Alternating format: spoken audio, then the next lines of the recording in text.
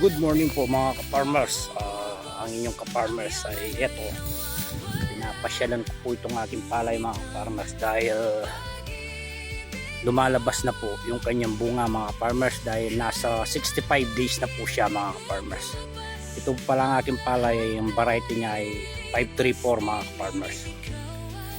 Buti na lang umaraw at sana magtuloy-tuloy na ang araw. Huwag munang umulan dahil ayaw niya pag ganito kasing stage na yung ating palay mga ka-farmers. Kapag ganyan na siya, yan mga ka-farmers, pag lumalabas na siyang ganyan, yan, medyo maselat siya mga ka-farmers, kaya kailangan gusto niya tahimik na panahon mga ka-farmers.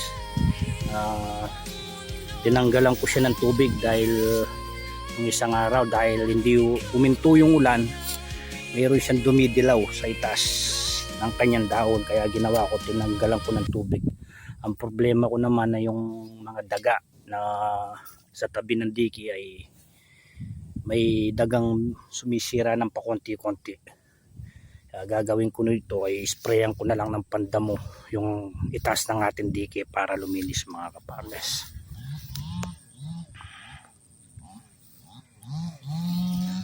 Yan, sinabog ko itong aking palay na ito noong June 22, katapos noong July, August, kaya sa kwenta ko ay nasa 67 or 66 days na siya mga farmers.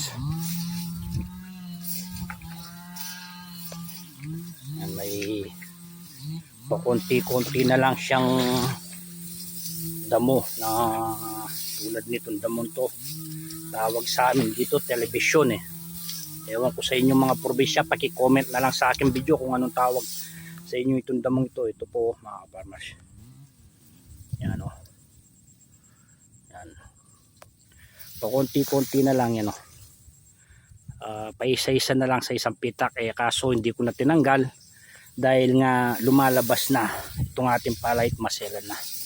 Sana bukas ganito pa rin silang ng araw, mainit, para mapay-sprayan ko po siya ng Bertaco mga ka-farmers. Pay-spray ko po siya ng Bertaco at yung pampunggus mga ka-farmers.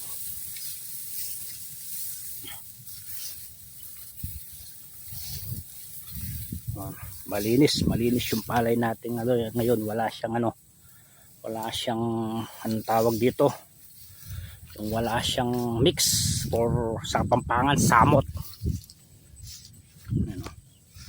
Kita nyo mga farmers, malinis. Ito yung sinasabi ko sa inyo na malit. Nasa ito, tatlong ano